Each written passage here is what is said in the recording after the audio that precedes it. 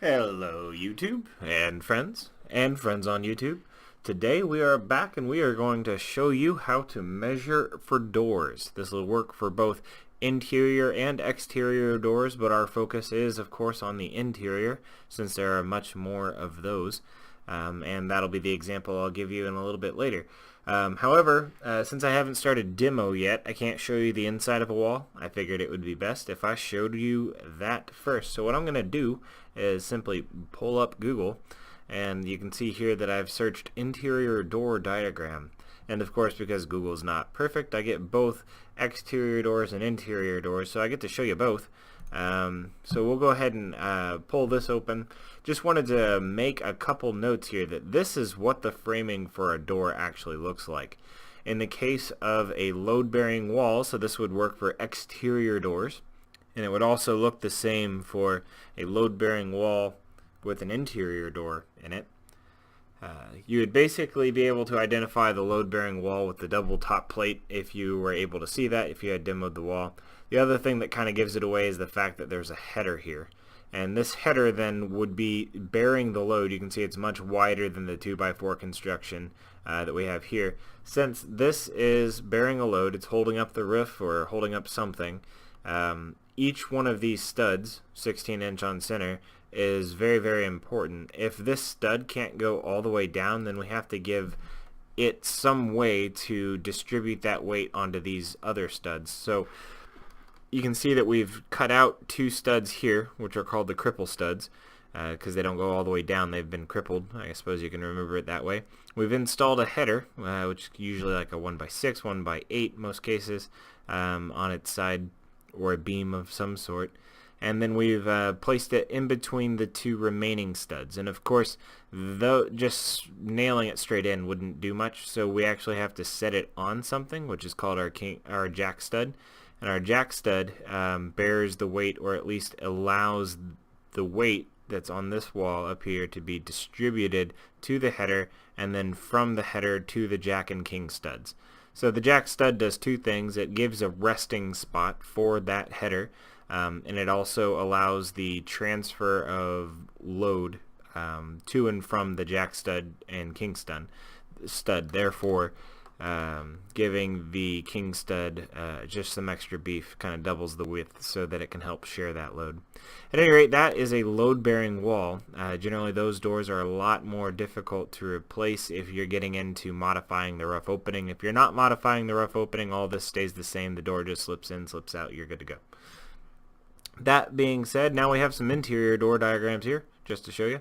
So obviously the text is all out of whack here, but it's the same thing. We have cripple stud, we have a header, but this is a non-load bearing wall. We do still have to have a rough opening for the frame, but you can see that we have 2x4 construction everywhere. We don't necessarily need to have the big 1x6, 1x8 or beam of any sort for that. That being said, your rough opening is between these studs, so you wouldn't have a jamb or any type of molding there for the door. Your rough opening would be measured from here to here, and then obviously from here to the subfloor. So anyway, that's what's behind the wall. We'll just go ahead and show you what this looks like in reality here in a second.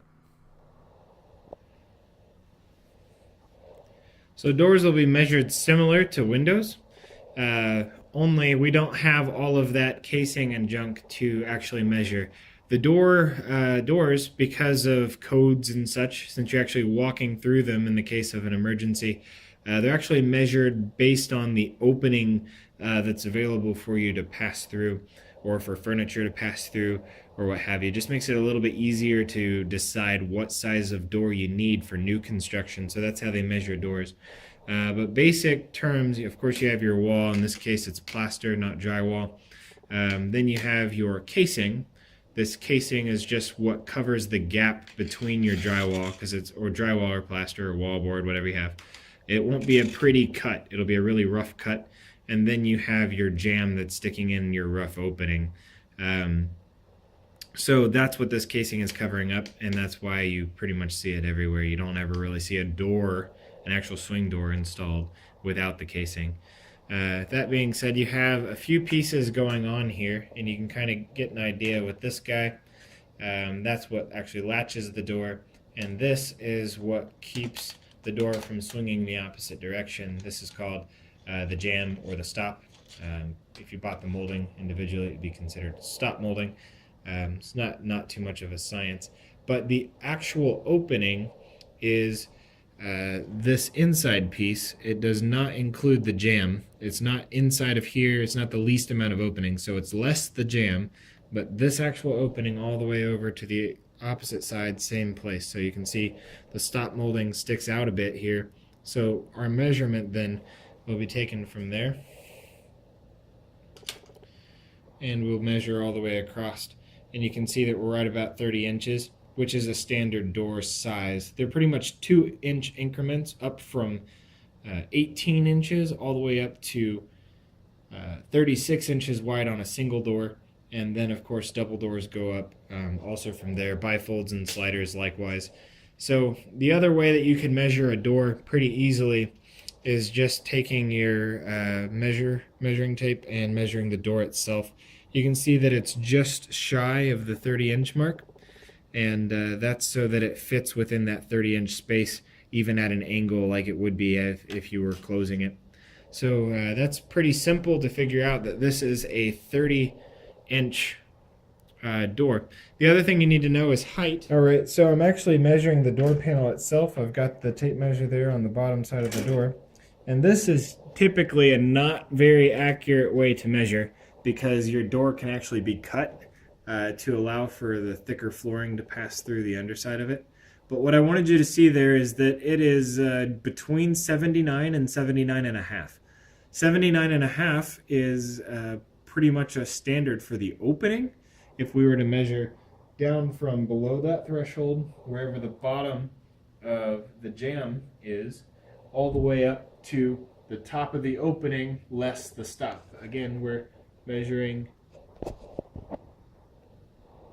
that piece, not the actual stop molding.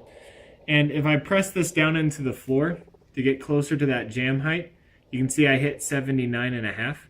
That's because now my tape measure, as I'm pressing it down into the floor, is actually level with that jamb. So 79 and a half tells us that this is indeed a standard height door.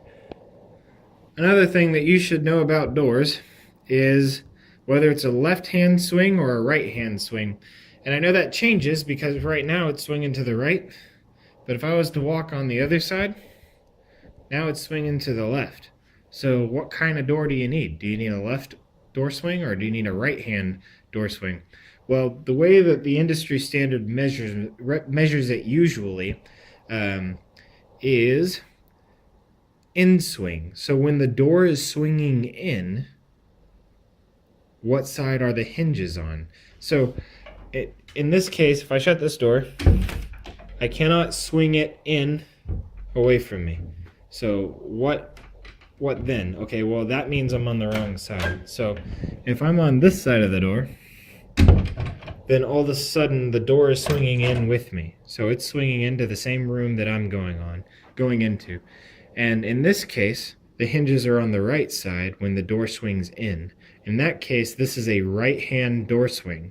And since we just measured it, we know that it is a 30-inch standard height right-hand in-swing door. And that's exactly what we would need to know if we were to order a different door or replace it with one that a hardware store has in stock. Okay, so we're back at the computer now, and I just wanted to be able to show you that it wasn't just the door we were looking at.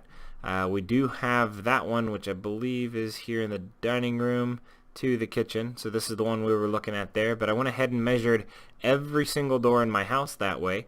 Of course, the closet's going to look a little bit weird just because it was a bifold door, but every other one I was able to measure out and figure out. With that being said, it was really interesting to see that whoever the builder was liked to use the 30-inch wide right-hand standard height door, because we have so many of those and very few left-hand doors, just a few here and there. But the vast majority of them are all the same, which is nice for us because it makes things a little bit more simple. So go feel free, if you're following along, just like the organization bit that we have here with OneNote, to go ahead and measure every single one of your doors with the information that you now have. Make a note of it, and that way you'll have it. Until next time, we'll see you later.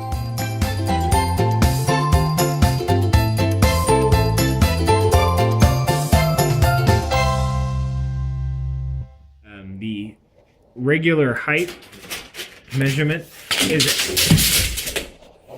to see where it comes in at, maybe. So holding a tape measure and recording at the same time is apparently a skill that I do not possess.